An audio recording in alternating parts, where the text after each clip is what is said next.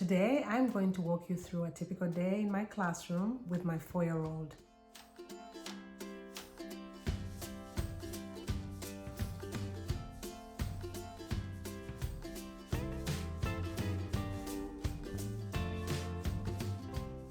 Hi guys, welcome back to our homeschool channel. If you're new here, welcome. My name is Jackie and I'm a homeschooling mom of 3. This video is long overdue. A lot of friends have been asking me to share how to homeschool a kindergartner, especially around the age of 3 and 4, now that they're having to keep their kids at home due to the lockdown. Today, I'm going to walk you through a typical day in my classroom with my 4-year-old.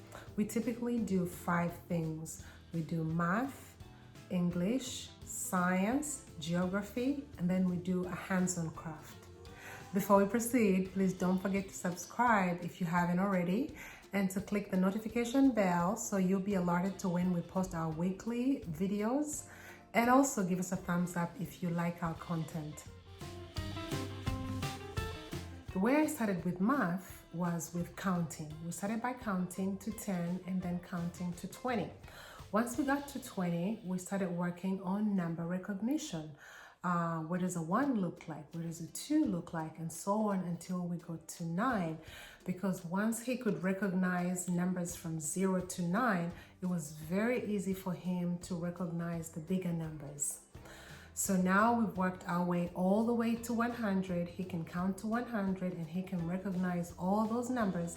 So now we're in the fun part of playing games. We're playing number sequence games. We're playing less than and greater than, number patterns, addition and subtraction, just a little bit numbers below 5. We're starting to add and subtract. So there's so much more that we've been able to do since he learned to recognize the numbers and since he learned to count all the way to 100.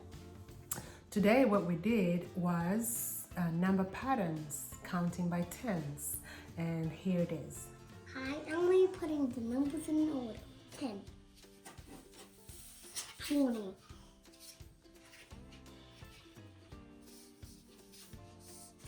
30, 40, 50, 60, 70, 80, 90, 100. So I want to sing the song for these. 10, 20, 30, 40, 50, 60, 70, 80, 90, 100. Good job, Shashi. For English, we're doing phonics. We started from the alphabet, just the alphabet letter names, and then we did alphabet letter sounds, and now we're doing reading. I'm going to link a video below to show you how I started teaching him how to sound the letters out. So it's only been about 3 to 4 weeks maybe since we started the letter sounds, and he's really making good progress. He's starting to read 3-letter words. So I've been using these index cards for a lot of things. I use them, as you saw, I use them in math to write out the tens for him to order from smallest to biggest. And now I use them for reading. So I have gone and written so many 3-letter words on these cards, and we practice with these cards every day in addition to the other reading that I'm going to talk about. Cat. Cat. Net. Bet. Bet. Pet. Rat. Cat. Jet. Cat. Bat. Bat.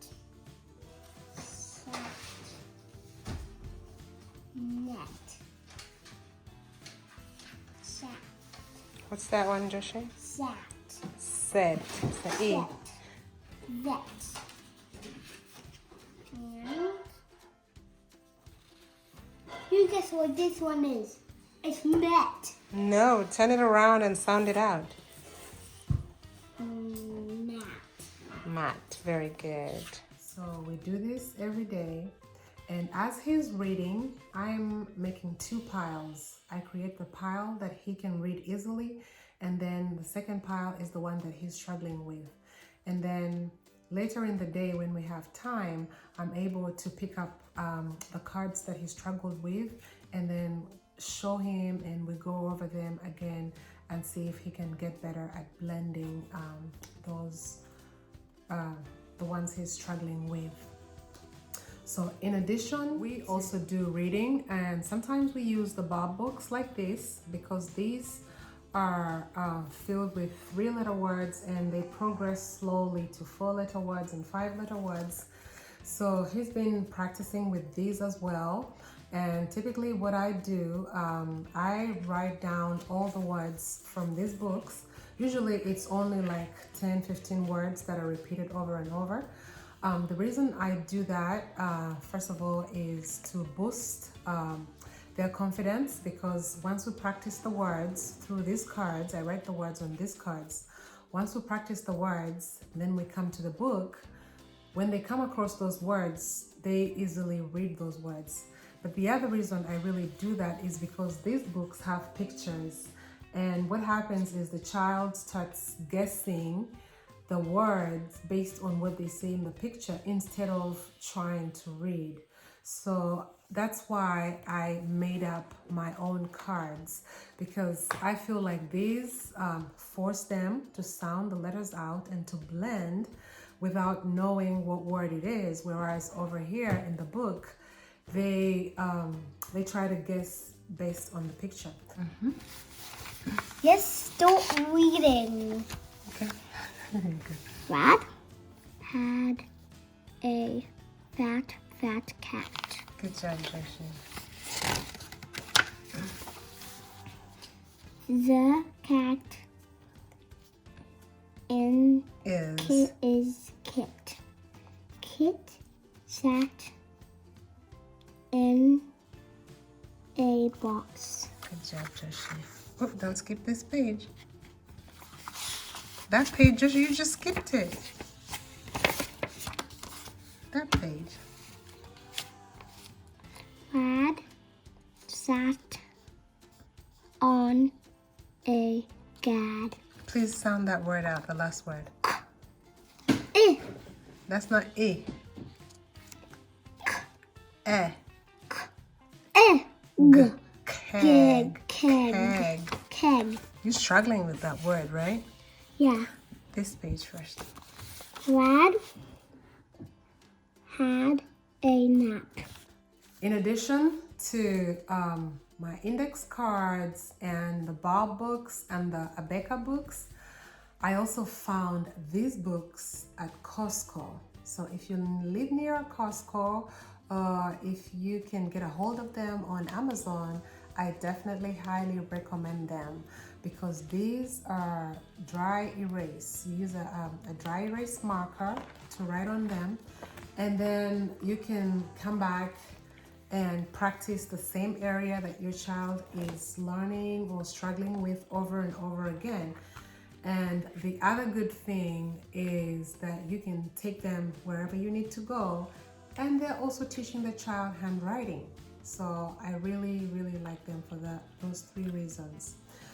So let me show you a little bit of what Joshua worked on today. This is the math one, and as you can see, he was working on writing as well as learning his math.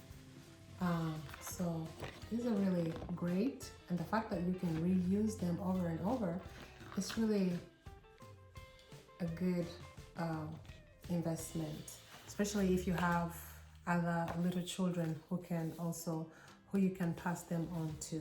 These are highly recommended. They are by Little Genius. Science is really fun and easy because we're usually either working on plants, animals, or our bodies.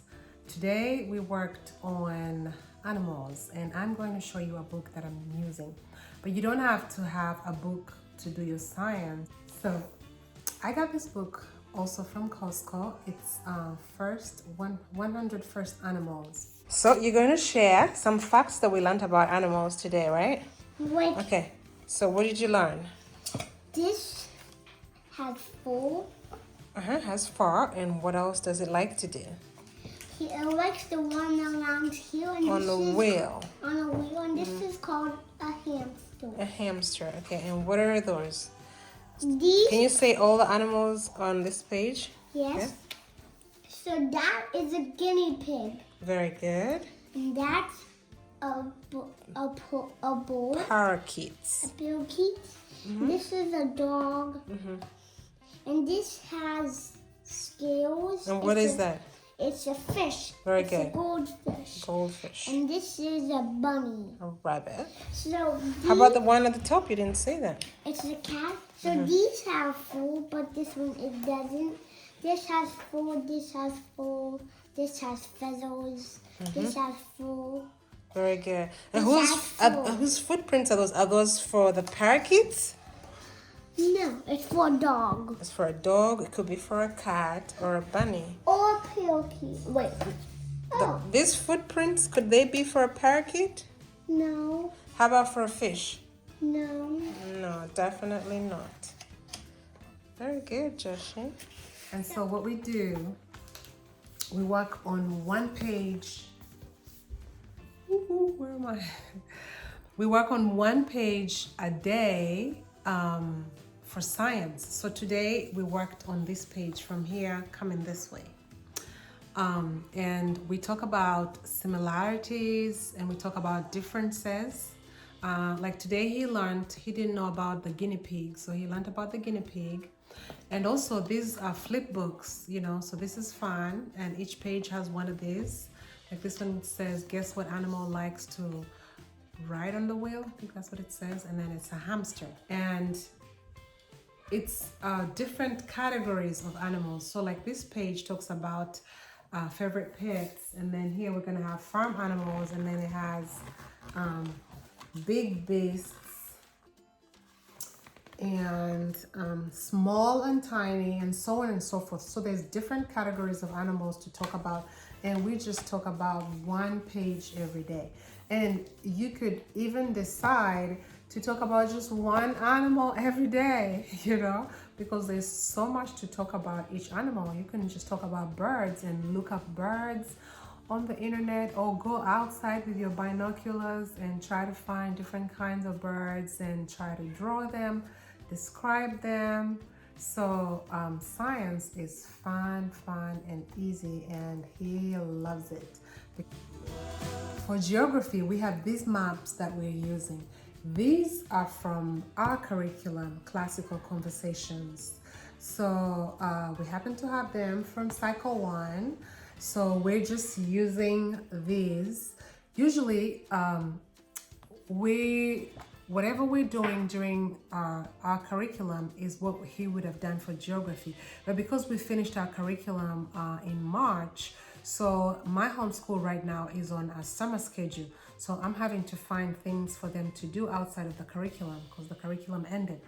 So this is what Joshua did today, and I'm going to show you. He memorized the continents, and he's going to be doing the continents the whole week anyway.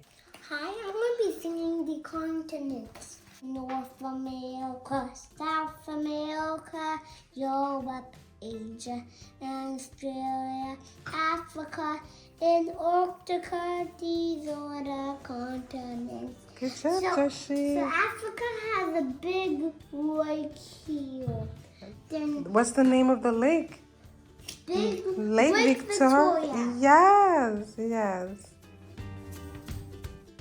And then for our hands-on craft, we had so much fun doing this today. Let me show you. First, we worked on houses. So I did my house and he did his house. And you can guess which one is which. And you can see he put so many branches on his tree because he said he wants to be able to climb it easily. He said, my house, my tree is too tall and cannot easily be climbed. The little girls down here are too short and they can't reach the branches. So he put, see his person, how tall that person is? That's a person.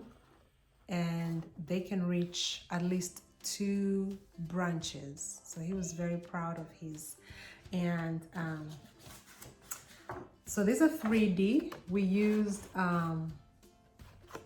popsicle sticks, as you can see. We just glued popsicle sticks on, and then we cut out these papers and glued those on.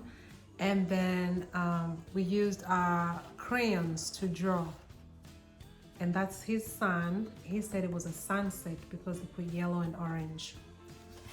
So I was guiding him. I was working with him at the same time. And so my door, I did a 3D door, which was fun.